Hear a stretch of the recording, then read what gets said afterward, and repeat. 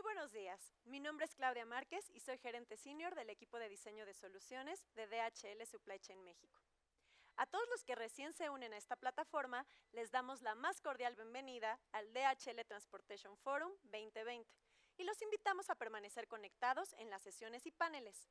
Recuerden que tenemos 3 días de evento. Esta conferencia podrá ser escuchada en 3 canales de audio: español, portugués e inglés. Seleccionen el audio haciendo clic en el botón con el idioma de su preferencia que se muestra arriba de la transmisión. Durante la sesión tendrán oportunidad de hacer preguntas a través del chat que se encuentra debajo de la transmisión. Por favor, utilicen este espacio únicamente para preguntas y coloquen la palabra pregunta dentro de su mensaje para identificarla. Pueden consultar la agenda del evento que está disponible en nuestro sitio web, que ahora aparece en su pantalla. También los invito a que compartan en sus redes sociales una selfie, fotos, comentarios o experiencias de cómo están viviendo este evento. En su publicación utilicen el hashtag DHLTF2020 que ahora se muestra en su pantalla. Esto para que puedan seguir la conversación. Bueno, pues vamos a dar inicio al panel de regulación sobre cambios en las normativas fiscales del transporte en México. Este panel está integrado por José Refugio Muñoz, vicepresidente ejecutivo de la Cámara Nacional de Autotransporte de Carga, la CANACAR. Con esta responsabilidad, coordina los trabajos de ejecución del programa de trabajo. Además, representa a esta Cámara ante los 3 poderes de la Unión, frente a los organismos empresariales y en la International Road Transport Union. El maestro Muñoz es vicepresidente de la Comisión de Aduanas y Facilitación Comercial de la International Chamber of Commerce, así como vicepresidente de Servicios Logísticos Terrestres del Consejo Mexicano de la Energía. Participó activamente a través del Cuarto de Junto en las negociaciones del TEMEC y es presidente de la Comisión de Seguridad y Prevención del Delito de CONCAMIN. Es un honor tenerte con nosotros, José Refugio. Nuestro segundo panelista es Rubén Hernández, coordinador nacional de temas fiscales de la CANACAR. Cuenta con más de 12 años de experiencia como asesor de empresas en temas fiscales y de seguridad social aplicables al sector autotransporte de carga en las áreas de planeación y de control interno. Durante este tiempo ha participado activamente en las diversas instancias ejecutivas y legislativas enfocadas a la modificación del régimen fiscal del sector. Gracias, Rubén, por acompañarnos en este panel. Un placer. Finalmente, como moderador de la sesión, nos acompaña Alejandro Echeverri, director de transporte de DHL Supply Chain México. Alex, como siempre, un gusto acompañarte. Te cedo el espacio para dar inicio al panel. Muchas gracias, Claudia. Muy buenos días a todos y buenos días a todos los que nos acompañan en otros países desde Latinoamérica y el resto del mundo. Gracias por acompañarnos en este foro de transporte que, como todos los años, DHL prepara para ustedes. En esta oportunidad estaremos platicando temas muy interesantes, como lo son los más recientes cambios en materia fiscal que impactan al sector de la logística. Este año entraron en vigor algunas disposiciones en el Código Fiscal de la Federación, los cuales dotan de herramientas al Servicio de Administración Tributaria para minimizar el abuso fiscal. Y para entrar en materia fiscal, Rubén, platícanos un poco sobre estos cambios. Ayúdanos a entrar en contexto sobre el tema que vamos a estar tratando. Claro que sí, Alex, agradecido con la invitación. Pues definitivamente el tema fiscal en México es un tema que evoluciona constantemente. La realidad es que las finanzas públicas son un tema que son de relevancia para el gobierno federal y en este sentido se han reforzado medidas de fiscalización a través de varios años y específicamente en el año 2020 se ha empezado a consolidar una reforma en materia del Código Fiscal de la Federación, que en este caso dota de herramientas a la autoridad fiscal para poder realizar precisamente la recaudación. El Servicio de Administración Tributaria es el órgano encargado de hacer el cobro de los impuestos en nuestro país y en ese sentido el SAT tiene tres objetivos fundamentales. Por un lado es aumentar la recaudación por otro el tema de un combate frontal a la corrupción y por otro el tema de la disminución de la evasión y la elusión fiscal.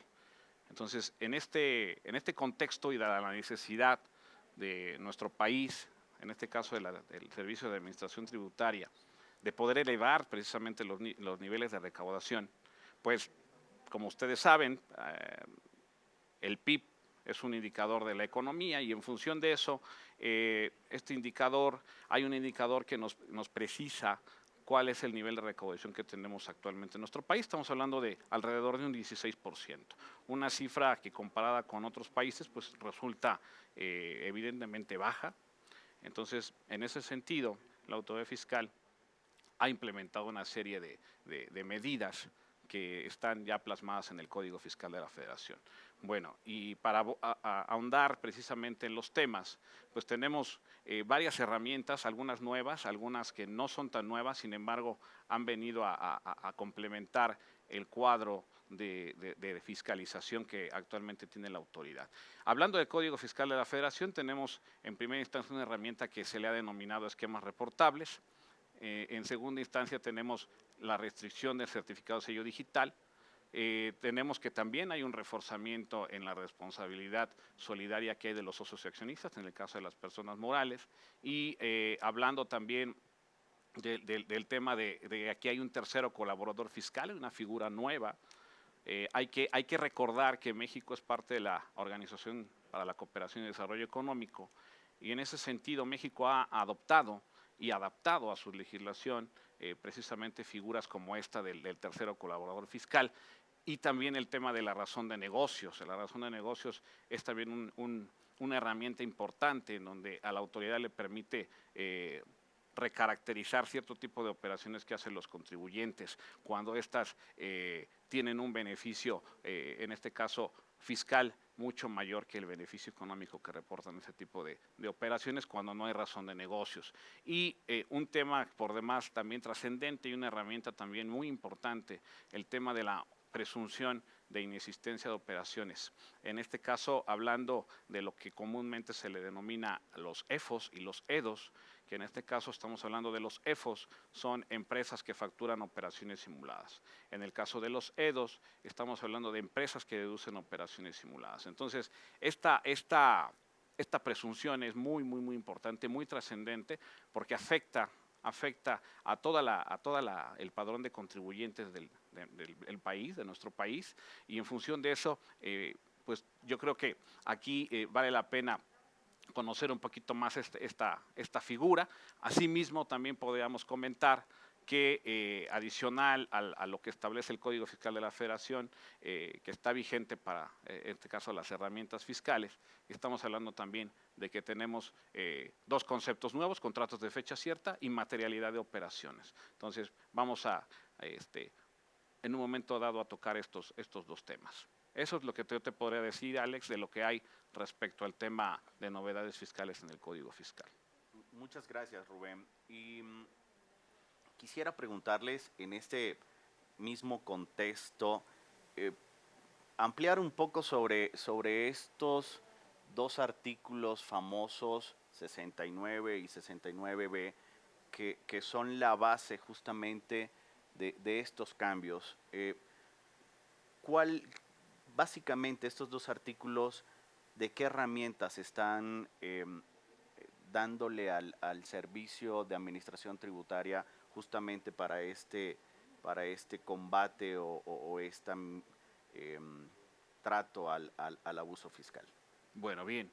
Mira, el artículo 69B es un artículo que no es nuevo, es un artículo que viene desde la reforma fiscal que hubo en el año 2014. Básicamente lo que norma este artículo es el tema de la presunción de inexistencia de operaciones. Este tema o esta situación de la inexistencia de operaciones es un problema muy grave que se ha presentado en nuestro país. Desafortunadamente, pues hay altos índices de evasión fiscal y a través de esta figura de la presunción es como se pretende atacar precisamente este problema. Entonces, ¿qué es lo que contiene este artículo? Básicamente contiene, por un lado, la parte de lo que estamos hablando, de que cuándo la autoridad va a asumir esta presunción. Cuando haya o se percate la autoridad, se dé cuenta o detecte a través de su, en este caso, de todas sus herramientas que tiene. Hablando de herramientas, estamos hablando en un momento dado de lo que es los datos del CFDI que emiten los contribuyentes y los datos que trae a través de su expediente de contribuyente digital. Entonces, cuando la autoridad a través de esta información detecta que el contribuyente no cuenta con activos, no cuenta con personal, no cuenta con infraestructura o no cuenta con la capacidad material para llevar a cabo los servicios o en este caso la enajenación de bienes que están plasmados en esos comprobantes, la autoridad puede asumir una presunción. Entonces, de eso trata el artículo 69. Ve, adicionalmente, ahí se norman en este caso, las listas, las famosas listas del 69. Esas listas son una lista de contribuyentes que trae su nombre, su RFC, y esa lista de contribuyentes, básicamente estamos hablando de que son contribuyentes que están en principio como presuntos o que de forma definitiva no logran desvirtuar, en este caso, esa presuntiva.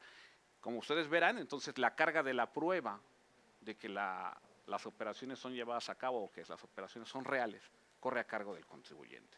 Entonces, si esos contribuyentes están dentro de esa lista del 69, es obligación del contribuyente desvirtuar esa presunción para que no tenga ningún tipo de consecuencia fiscal. Esto es muy importante.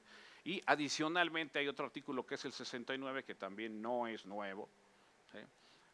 Pero básicamente ahí habla de la reserva de información, en este caso de los datos de los contribuyentes, y hace excepciones a esa reserva de información. En este caso estamos hablando de que ahí habla de listas de contribuyentes que tienen créditos fiscales, que pueden tener algún tipo de sentencia por comisión de delitos fiscales, y también lo que estábamos hablando hace un momento de los CEFOS y los CEDOS. Aquí en este caso, en este artículo 69, habla de lo que son los contribuyentes que son EDOS, que no logran desvirtuar, en este caso, la inexistencia de operaciones. Entonces, estos dos artículos son muy importantes para que el sector del autotransporte y logística los conozca, ¿sí? Para que vean los alcances que en este caso tiene este tipo de normativa, que puede llevar en un momento dado a un delito, a la comisión de un delito, ¿sí? O inclusive a consecuencias incluso de delincuencia organizada. Es un tema que también es importante considerar. Muchas gracias, Rubén. José Refugio, muchos de nuestra audiencia son líneas de transporte que hoy trabajan para DHL y en el sector de la logística. Y muchos les interesará saber qué debe hacer una de estas empresas si llega a aparecer en esta lista o en este artículo, la lista que normalmente sale sobre este artículo 69. Muy bien, Alex. Mira, desde luego yo no voy a competir con Rubén en las cuestiones técnicas del tema, él es el especialista fiscal, pero yo sí quisiera, sobre todo atendiendo a la naturaleza de nuestra audiencia, primero señalar que esto de novedades yo lo pondría entre comillas. Nada de esto es nuevo, si acaso lo único nuevo son las consecuencias que en los últimos tiempos hemos estado observando cuando se hace algo que es indebido. Porque, ¿qué de nuevo tiene, por ejemplo, el hecho de que todas las personas físicas y morales tenemos la obligación de contribuir a los gastos públicos? Esa obligación viene desde el surgimiento de la humanidad misma. ¿Qué de nuevo tiene el hecho de que cuando hacemos algo indebido tenga que sancionarse? No tiene nada de nuevo.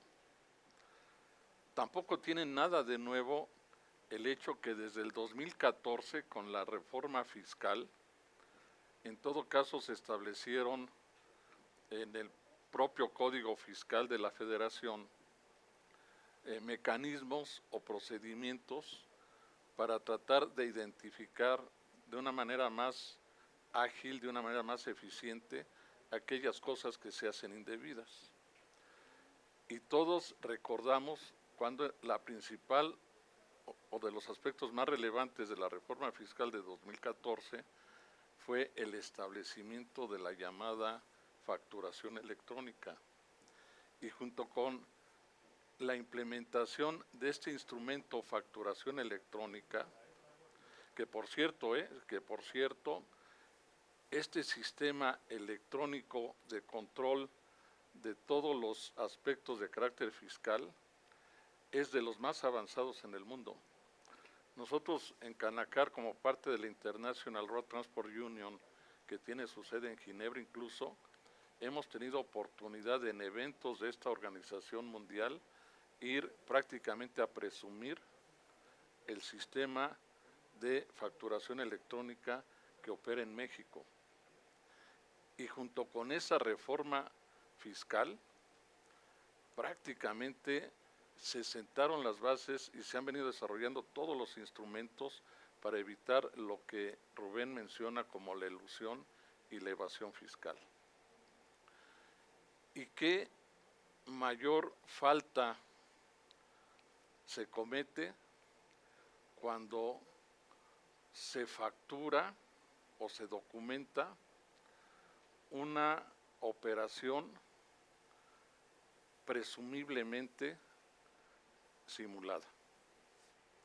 Entonces, de lo que se trata yo creo que ahora es justamente de ver cómo las empresas, tanto las prestadoras del servicio que nosotros representamos, del servicio de autotransporte, como nuestros usuarios, sobre todo los grandes usuarios, como el caso de DHL, podemos encontrar instrumentos o mecanismos justamente para evitar incurrir en lo que ya Rubén mencionó, del lado de los prestadores del servicio, el riesgo de incurrir en una figura que se conoce como EFOS, empresas que facturan operaciones simuladas, y del lado de los usuarios del servicio, cómo pueden reducir también el riesgo de incurrir también en esa figura que se conoce como EDOS, empresas que deducen operaciones simuladas. Obviamente todo parte, como lo señala el artículo 69b, de una presunción que nace cuando alguien que ofrece un bien o un servicio no cuenta ni con la infraestructura, ni con el personal, ni con el equipo para poder garantizar que ese bien o ese servicio efectivamente se va a prestar. Incluso puede ser presumiblemente una operación simulada cuando el contribuyente que está ofreciendo o está vendiendo un bien o un servicio no tiene un domicilio, por ejemplo, cierto. Y qué interesante esto que mencionas de la presunción nace de quizá esta falta de infraestructura, equipo, logística, podríamos llamarlo, que pueda tener esa empresa.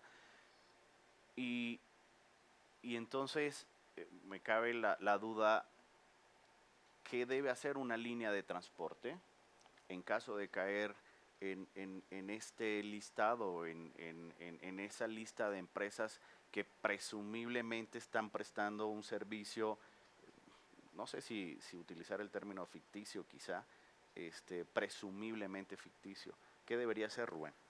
Bueno, aquí desde la perspectiva hay dos opciones. La primera es correctiva y la segunda es preventiva. Definitivamente, por lo que corresponde a la cuestión correctiva, el propio Código Fiscal y el mismo artículo 69b prevén el procedimiento para que en este caso tanto el EFO como el EDO tengan conocimiento de esta presunción, ¿sí? Entonces, en función de eso, pues se prevén plazos para el EFO.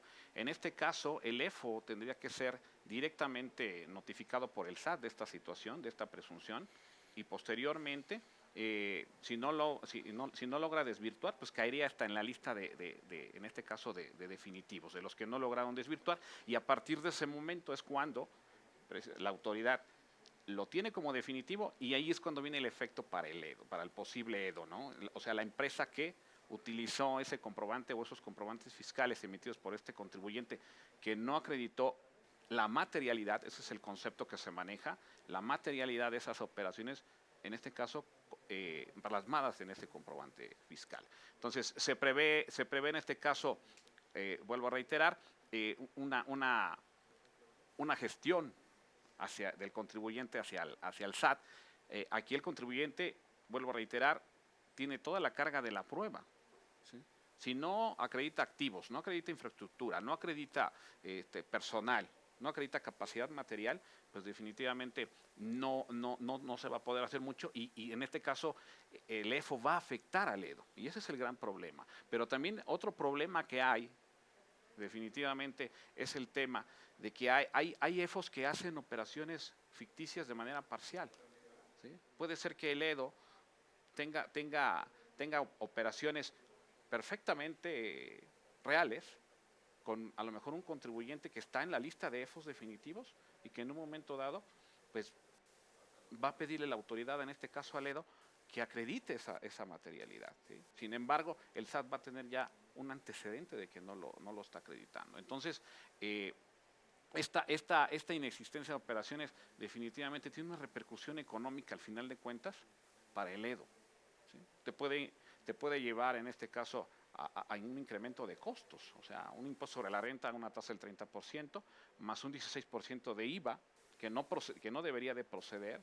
Estás hablando de un 46% de impacto en costos, en este caso para el EDO, ¿no? Entonces, es importante que aquí todos los contribuyentes revisen exactamente este artículo 69b y vean exactamente cuáles son los plazos, porque también si se nos van los plazos, desde el punto de vista jurídico, pues estaríamos consintiendo en este caso esa presunción, ¿no? Entonces, en un momento dado, si el EDO no logra desvirtuar o el EFO no logra desvirtuar, pues hay dos opciones: o paga o se convierte en un delito de defraudación fiscal. Esa es la realidad. Gracias, Rubén. Entiendo que en estos artículos existe una primera presunción. Le dan la oportunidad a estas empresas de demostrar, digamos, su operación dentro del corriente, y dependiendo de esa demostración que haga de esta operación, podría o no caer en un dictamen de evasión o incumplimiento a estos compromisos fiscales. José Refugio, tú eres dueño de una línea de transporte. Normalmente las empresas de transporte, cuando generan una tarifa o el costo de un flete, incluyen una rentabilidad que les debería permitir cumplir con estos compromisos. Estas empresas que caen en estos incumplimientos, ¿a qué le acreditas tú que lo hagan? ¿Por qué no cumplen con estos compromisos fiscales que adquirieron previamente y que además consideraron en sus tarifas? Bueno, mira, Alex, primero, los dos artículos de los que estamos hablando prácticamente no hablan de incumplimientos fiscales, hablan de operaciones simuladas. ¿Qué significa eso? Una operación que presumiblemente se documentó como realizada, pero que en la práctica no existió tal. Son la famosa, o sea, lo que últimamente se ha hecho muy común, las famosas factureras, por ejemplo. Es el prototipo de una empresa, entre comillas, que se dedica a eso, a simular operaciones. Bueno, entonces no estamos hablando de incumplimiento de obligaciones. Estamos hablando de operaciones que se documentaron como hechas que se utilizó el documento que se emitió por esa operación y que fue utilizado por la otra parte para deducirlo como gasto. Entonces, estamos hablando no solo, insisto, no solo del prestador de un servicio, sino para que se concrete este proceso de operación simulada, pues debe de haber alguien que lo vende, que lo documenta, y alguien que lo compra y que lo deduce. Evidentemente, el origen de la falta está en la documentación que se emitió, que es lo que Rubén le llama la empresa que factura operaciones simuladas, pero que tiene su consecuencia en el EDO, que es la empresa que deduce operaciones simuladas. Entonces, si la empresa que facturó una operación presumiblemente simulada no desvirtúa el que efectivamente haya o no haya efectuado o vendido ese bien o prestado ese servicio, también le corresponde a quien dedujo ese gasto acreditar lo que Rubén llama la materialidad del hecho. Del lado del usuario, generalmente, históricamente se ha conformado con recibir la factura, en este caso el CFDI, y no guarda ninguna otra evidencia de que realmente el servicio fue proporcionado. O sea, generalmente el cliente se conforma con solo guardar la factura o el CFDI en su caso. Cuando hoy, en virtud de todo esto que se ha vuelto muy complejo, ya no es suficiente con tener soportada a través de la factura o CFDI la operación, sino se requiere complementar ese documento con otra serie de evidencias para que en un momento dado quien recibió ese bien y ese servicio pueda también evidenciar que efectivamente el servicio se le proporcionó. Entonces, en realidad el 69B está estableciendo una corresponsabilidad entre el EFO y el EDO. Y aquí justamente de lo que se trata, según yo, no es tanto de ver qué haces cuando ya saliste en la lista. Pues los procedimientos están muy bien establecidos. Cuando yo salgo en la lista, pues tengo un plazo para desvirtuar todo, o sea, el procedimiento ya está hecho. Aquí lo relevante sería, ¿qué hacemos? Las dos partes, el que presta un servicio y el que compra un servicio, para eliminar el riesgo. Y déjenme decirles que en el mercado en el que ustedes y nosotros estamos, es un mercado de alto riesgo, de altísimo riesgo. El 97.5% de los prestadores del servicio del autotransporte de carga en México registrados en el SCT somos micro y pequeños transportistas. En un estudio que hicimos en Canacar junto con la UNAM hace algunos años, para tratar de cuantificar cuál es el nivel de informalidad de nuestro sector, nos fuimos de espaldas. Casi el 80% de los prestadores del servicio no tenían un domicilio cierto. ¿Y qué estamos observando en el 69D? Un factor que puede hacer o generar la presunción de una operación simulada es no tener un domicilio cierto. Yo les pregunto a ustedes, ¿cuántas veces ustedes verifican como usuarios que el prestador del servicio que ustedes están contratando sí tiene un domicilio cierto? Sí, y creo que tocas un excelente punto, Refugio. Uno es el cómo en este listado muchas empresas de las que allí aparecen son empresas que efectivamente dieron un servicio, efectivamente hoy están prestando servicios de transporte y sin embargo por alguna presunción están en este listado. Y entonces allí la pregunta que vendría es, ¿y estas empresas que están allí, independientemente de que tengan la oportunidad de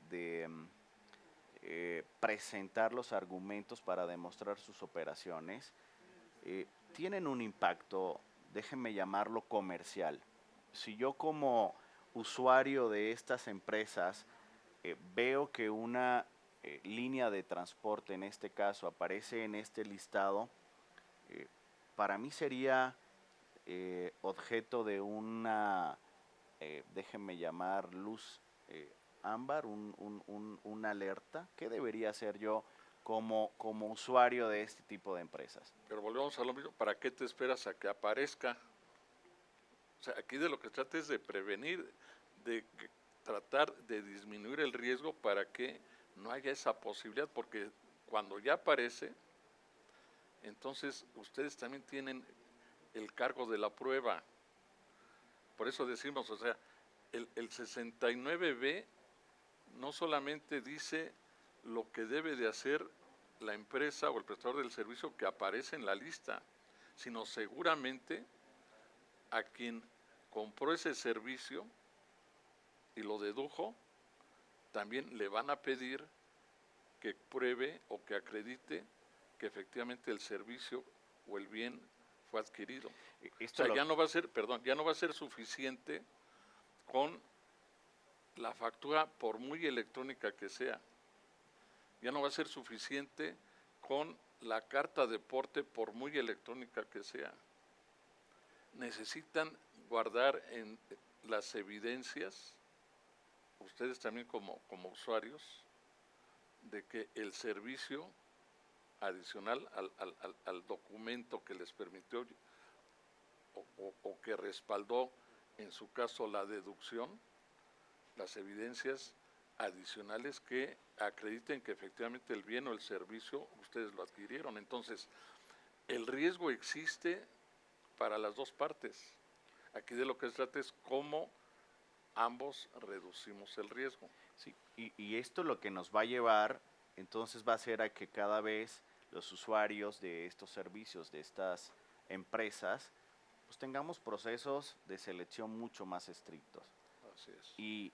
Pero adicionalmente lo que va a obligar a estas compañías es a tener procesos mucho más robustos de control, y los que hoy hacemos uso de estos, enfocarnos en el proceso de selección, no solamente a esa capacidad operativa, no solamente a la cantidad o el volumen de servicios o viajes que pueda colocarte, sino también con la misma, déjenme llamar, decisión, seleccionar empresas que tengan procesos operativos y administrativos robustos, que en una situación de estas nos permitan estar tranquilos a ambos, ¿no? Creo que eso es algo hacia donde nos va a llevar estos cambios.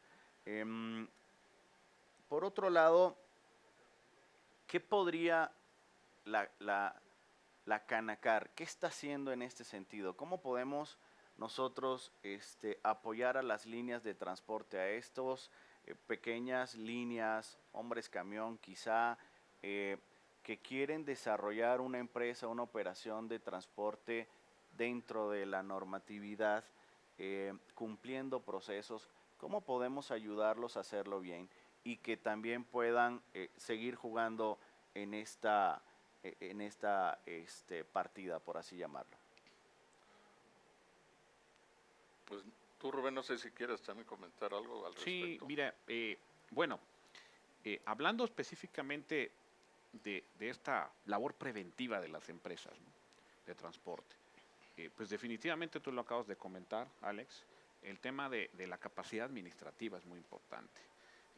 Yo creo que el hecho de fortalecer las mismas empresas su sistema de control interno va a ser fundamental. ¿Sí?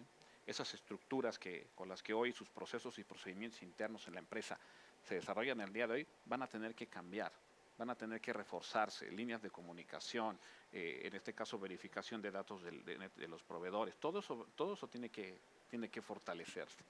De otra manera, pues estábamos hablando precisamente de cuáles serían las consecuencias, ¿sí? Y las consecuencias, como lo podemos ver, pues van desde un delito fiscal simple o inclusive van desde algo aparentemente sencillo de que es una restricción para el uso de los sellos digitales para poder facturar, ¿sí? Hasta el hecho de que, por ejemplo, se puede caer en una situación de delito fiscal, eso es muy grave. O sea, en este caso estamos hablando de que ya intervienen, en este caso, la naturaleza penal, y eso también es muy bien importante.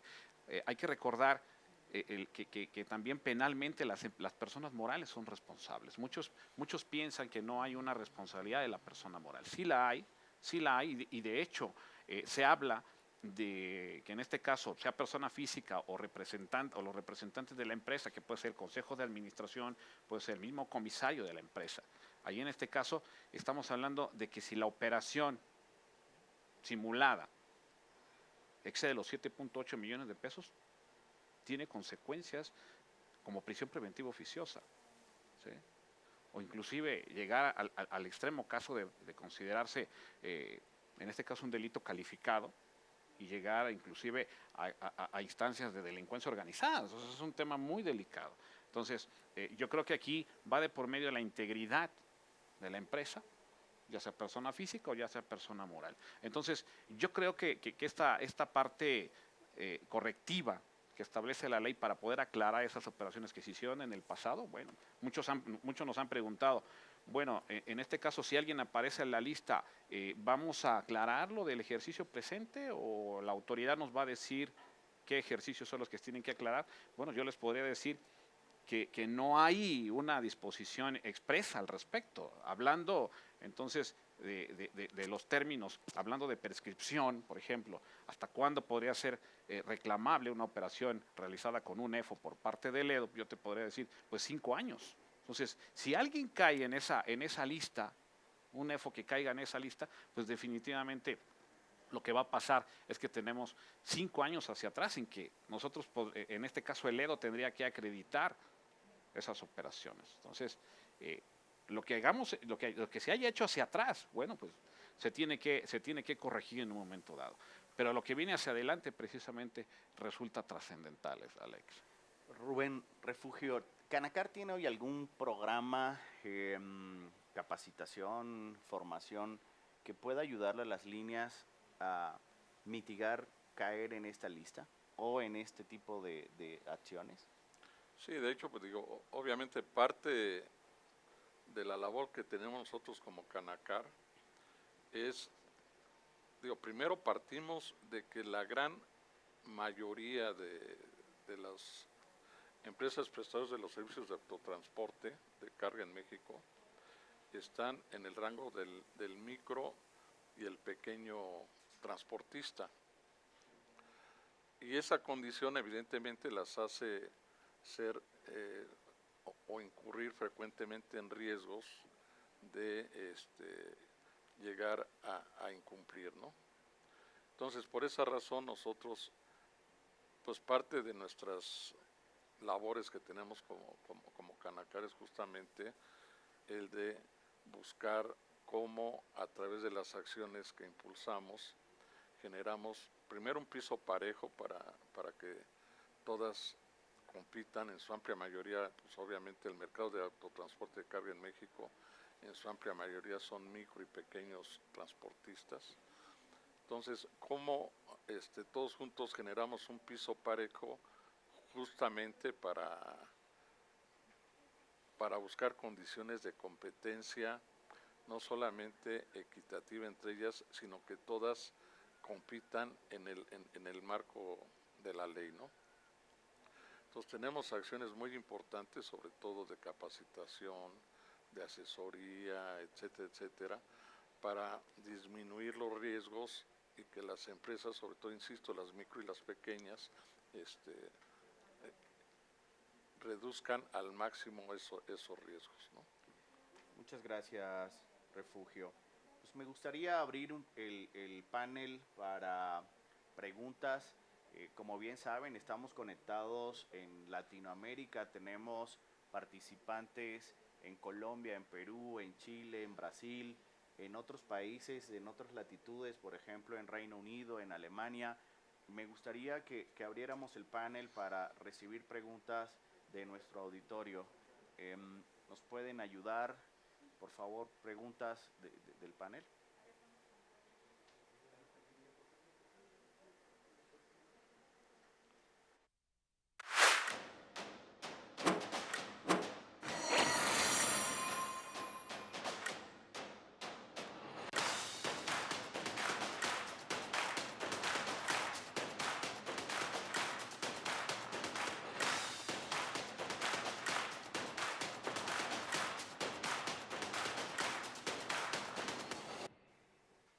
Pues en definitiva, Alex, fue un panel muy exitoso porque tenemos muchas preguntas.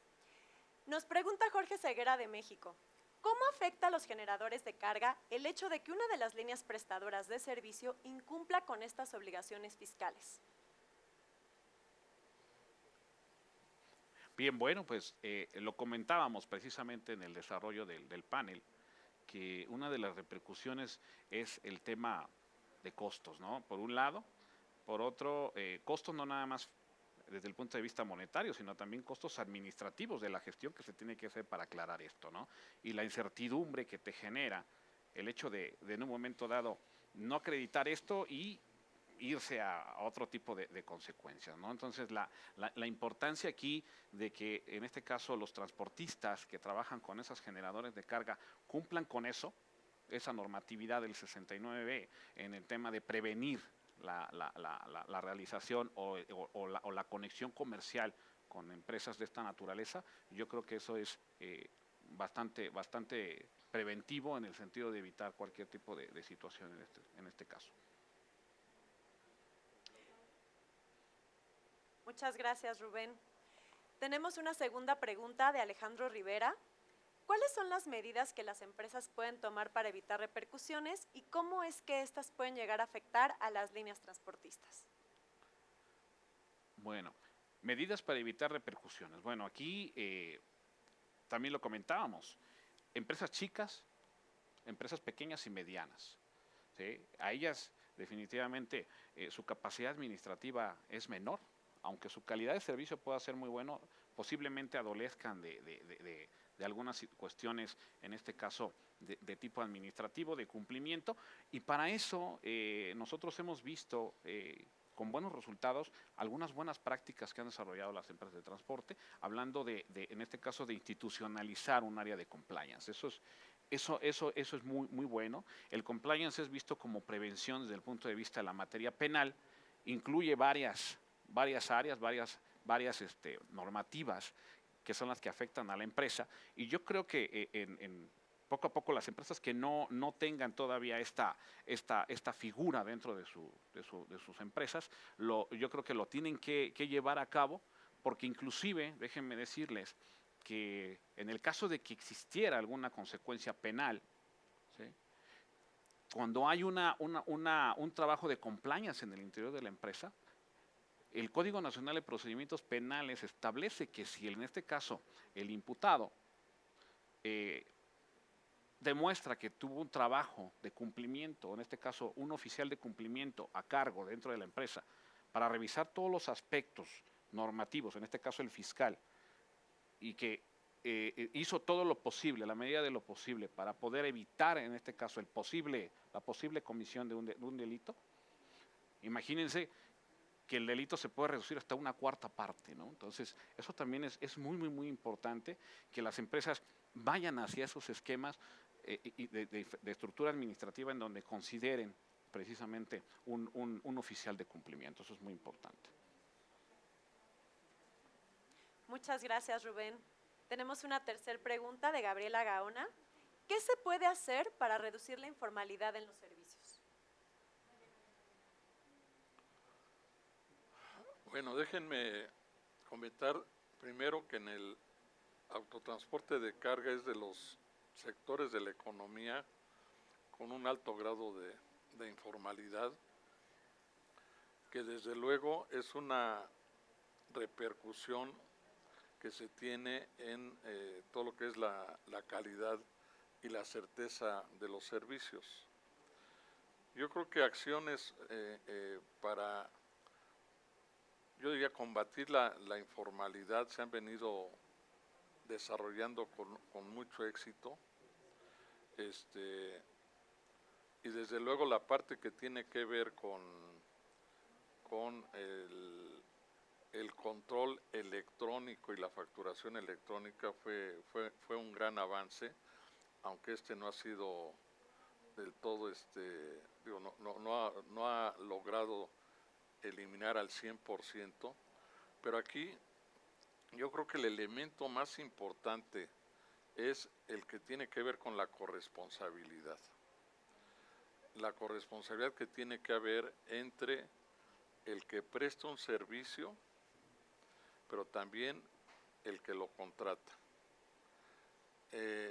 Desde luego el tema de toda lo que es la parte de facturación electrónica fue un paso muy importante en esa dirección, pero yo creo que el mecanismo más importante para combatir la informalidad es lo que tiene que ver con la corresponsabilidad, o sea, aplicar una verdadera corresponsabilidad entre quien presta un servicio y quien lo contrata. Y yo creo que eso está totalmente tipificado, sancionado, sanciona no solamente a quien lo presta, sino a quien lo contrata. Y ya no es solamente la parte que tiene que ver con la no deducción, en su caso, del gasto, sino también puede llegar a tener consecuencias incluso de carácter penal, ¿no?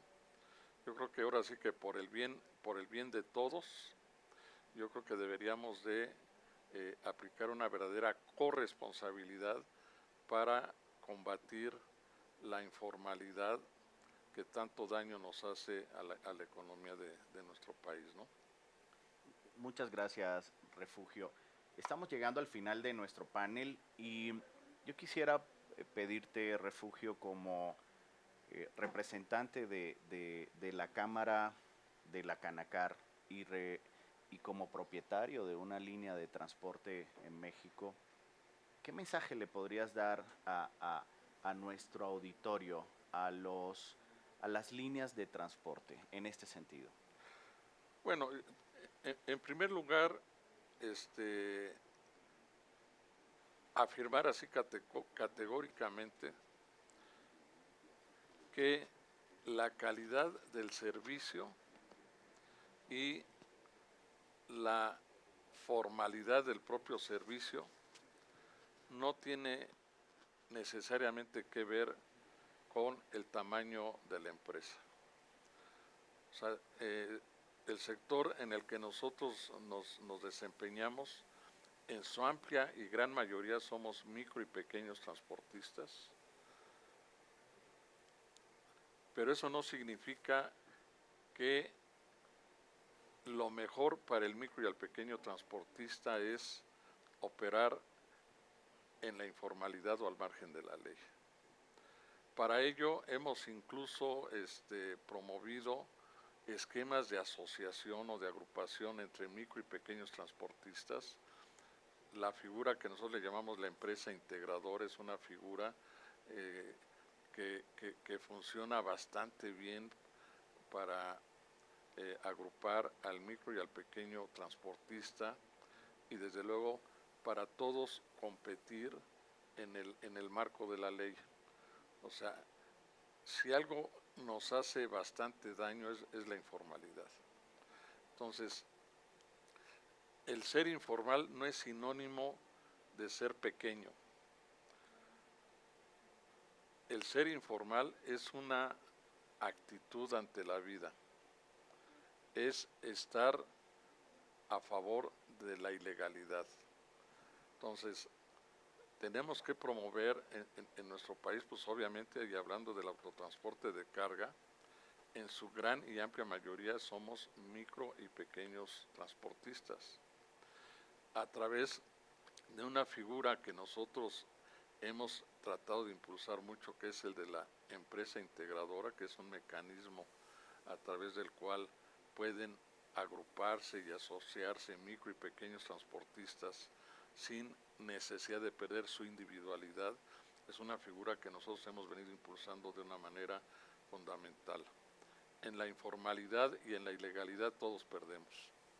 No podemos estar todos apostando a un servicio, a una actividad, a un país basado en la ilegalidad. Todos tenemos que contribuir para que todos operemos en la legalidad, en la formalidad, y el ser formal y estar operando en la legalidad no es sinónimo de grandes empresas. A través de esquemas de agrupación adecuados podemos también, como lo hemos venido haciendo, vinculando a pequeños con pequeños, a pequeños con medianos, y todos juntos en un mercado en donde las reglas prevalezcan. Es un mercado en el que todos ganamos, ¿no? Pues ahí está el mensaje de cierre. Gracias, José Refugio. A trabajar en la formalidad, a trabajar en el buen servicio, a cumplir las normas y sobre todo a reforzar nuestras organizaciones, nuestros controles internos, y evitemos que nos sorprendan. José Refugio, muchas gracias. Rubén, muchas gracias por acompañarnos. De verdad ha sido un gusto estar en este panel con ustedes. Gracias por su tiempo y por acompañarnos desde cada uno de los lugares y países donde están. Muchísimas gracias. Muchas gracias, Alex, y especialmente agradecemos al maestro José Refugio Muñoz y a Rubén Hernández, representantes de la Canacar, por sus valiosas aportaciones en este tema tan crítico para el sector transporte. Con esto damos por terminada nuestra segunda ponencia en el DHL Transportation Forum 2020. Agradecemos a todas las personas que nos acompañaron y esperamos contar con su presencia en las próximas sesiones. Para los que nos quieran acompañar, en media hora tenemos la conferencia Panorama Económico en México y Latinoamérica ante la nueva normalidad, con el doctor Carlos Elizondo Mayer Serra. No se la pierdan.